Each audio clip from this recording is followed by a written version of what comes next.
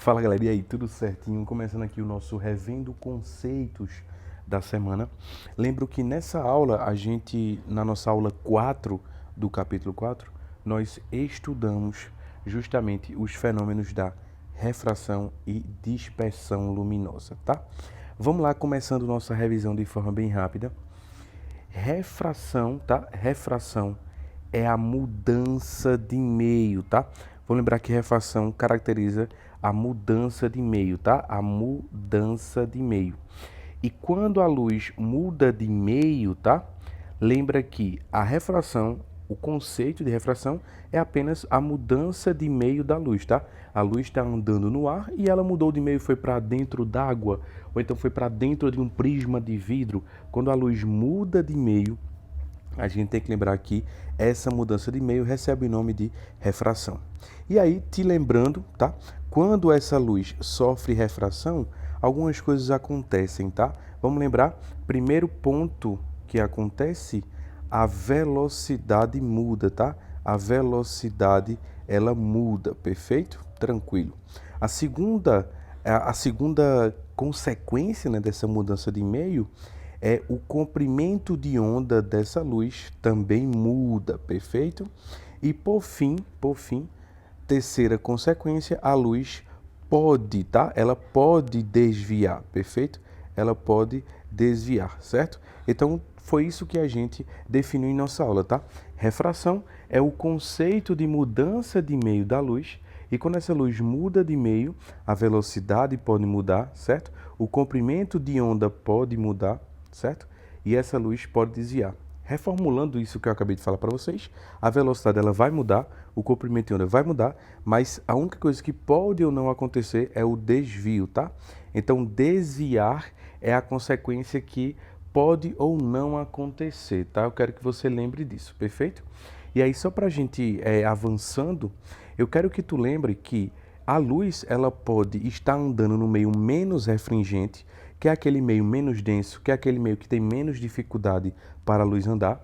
E aí a luz nesse meio menos, ela sempre vai andar mais rápido, certo? O comprimento de onda dessa luz sempre vai ser maior quando ela está no meio menos, porque ela anda com mais facilidade. Então a luz ela anda no seu formato original, tá? Com o seu comprimento de onda original, perfeito? E aí, esse meio menos refringente, esse meio com menos dificuldade, a luz anda com uma velocidade maior, perfeito? Quando a luz passa para o meio mais refringente, que é um meio mais denso, que é um meio com mais moléculas, que é um meio com mais índice de refração, a luz vai andar com mais dificuldade, ou seja, ela vai andar mais devagar. A luz, quando ela entra nesse meio mais, o comprimento de onda dela reduz. A luz, ela vai ficar mais curtinho, o seu comprimento de onda, tá? E ela vai desviar mais quando ela entra no meio mais, tá? Ela desvia mais. Só para a gente reformular isso e ficar bem claro na tua mente, tá? Para quando tu for estudar, quando a luz passa do meio menos, me acompanha aqui, tá? Para o meio mais, certo? É isso que acontece aqui, ó. Vamos só revisar rapidamente. A luz, ela tá aqui no meio menos, aí ela tá bem longe da reta normal, isso é um ângulo de incidência, tá? E a luz, quando ela passa para o meio mais, ela se aproxima mais da reta normal, certo? Perceba como o caminho original da luz seria esse. Olha como ela se desviou muito e se aproximou da reta normal. Então, passar para o meio mais sempre vai ter mais desvio. A luz vai se aproximar mais ainda da reta normal, certo? E aqui, ó, a velocidade diminui, o comprimento de onda diminui, certo? E o desvio dela, o desvio é sempre maior, porque ela se aproxima da reta normal. O inverso, quando ela passa do meio mais para o meio menos, acontece, tá? Vamos supor, imagina aqui, ó, que a luz veio agora do meio mais, tá? Aqui é a reta normal, a luz veio do meio mais. Então a luz, ó, ela estava aqui próxima da normal, um ângulo de incidência. Quando ela passa para o meio menos, ela se afasta da reta normal, tá? Então, esse aqui é o ângulo de refração, que é o ângulo que elas passa a ter depois que mudou de meio, tá? Aqui, ó, quando ela passa para o meio menos, a velocidade aumenta, o comprimento de onda aumenta e a gente fala que o desvio, tá? O desvio, ele vai diminuir, ou seja, ela vai ficar mais longe da reta normal quando passar para o meio menos, tá? Não esquece disso, perfeito? Então, esses conceitos são bem importantes da gente lembrar, tá? Quero reforçar contigo que todas as luzes, tá? Todas as luzes no vácuo ou no ar andam sempre com a mesma velocidade, que é a maior possível, 3 vezes 10 a oitava metros por segundo, ou então 3 vezes 10 a quinta quilômetros por segundo, tá? E aí, quando essas luzes passam para um meio mais, porque o ar e o vácuo é o meio menos, né? A gente viu isso em aula. Quando essas luzes passam para um meio mais, todas elas diminuem a sua velocidade, tá? Todas elas diminuem a sua velocidade. Perfeito? Então é isso. Isso a gente tem que lembrar e não pode esquecer de jeito nenhum, tá? Já dando um salto aqui na frente, lembra que a linha que separa os dois meios, tá? Ó, o meio ar e o meio água, certo? Por exemplo, essa linha que separa, ela recebe o nome de dióptro plano, tá? Se essa linha for plana, obviamente, tá? Quero reforçar também alguns outros pontos importantes. Dando um salto aqui, já eu falo sobre essa história das cores, tá? Que é bem rapidinho, né? Eu quero lembrar como é que a gente calcula o índice de refração. O índice de refração do meio, que é aquilo que mede a dificuldade que a luz tem de caminhar naquele meio, é C sobre V, onde C é a velocidade da luz no ar ou no vácuo, que é uma constante, certo? Você vai usar ou 10 a quinta ou 10 a oitava, lembrando que 10 a quinta é em metros por segundo, 10 a oitava é metros por segundo e 10 a quinta é quilômetros por segundo, tá? Então você vai usar, obviamente, na unidade que você quiser, certo? Então, se for em metros por segundo, usa essa constante. Se for em quilômetros por segundo, usa essa constante, tá? E V é a velocidade da luz no meio onde você quer calcular o índice de refração. Essa fórmula aqui você pode usar tanto para calcular o índice, se você conhecer as duas velocidades, certo? Essa daqui de cima tu sempre vai conhecer, obviamente. E também você pode calcular a velocidade, se você conhecer o índice de refração do meio, tá? Então essa fórmula ela é bem dinâmica. Outra fórmula que a gente estudou bastante em nossa aula e usou em nossa aula foi justamente a lei de Snell, tá? Vamos lembrar que a lei de Snell, ela relaciona os índices de refração dos dois meios, tá? E ela relaciona também os senos dos ângulos, tá? Os senos dos ângulos de incidência e de refração, tá? Eu lembro que também em aula eu até escrevi essa fórmula aqui em outro formato, não foi?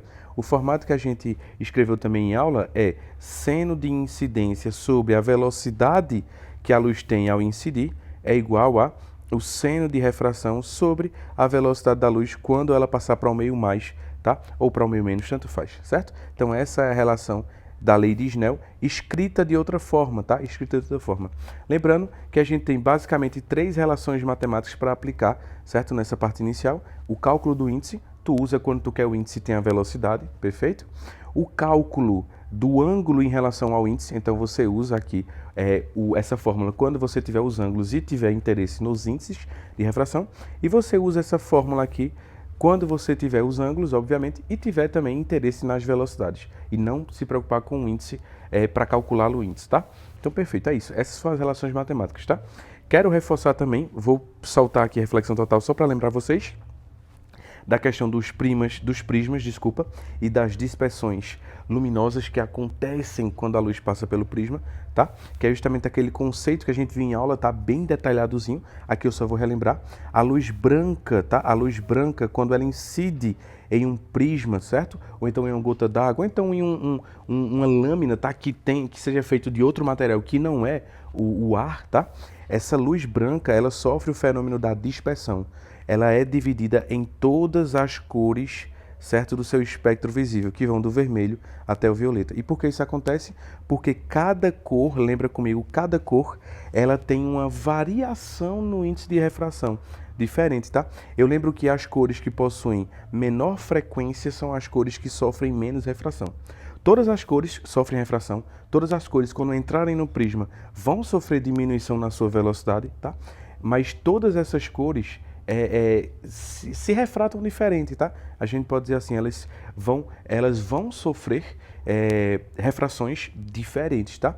Por que isso acontece? Porque cada uma, por ter sua frequência diferente, sofre um índice de refração diferente, tá? Logicamente, em aula, eu vi isso bem detalhadozinho, mas lembra, quem sofre menos refração é o vermelho, ou seja, quem vai ficar mais longe da reta normal é o vermelho, certo? E quem fica mais próximo da reta normal é o violeta azulado, tá? O violeta, as cores azuladas, certo? Então, por isso que acontece o fenômeno da dispersão, por isso que quando você olha para uma gota d'água, tá? Você consegue, dependendo da situação, ver o arco-íris sendo formado, porque a luz do sol branca vem, certo? Passa por dentro da gota d'água, quando passar, cada cor que compõe o branco sofre uma refração diferente, porque possuem índices de refração diferentes, tá?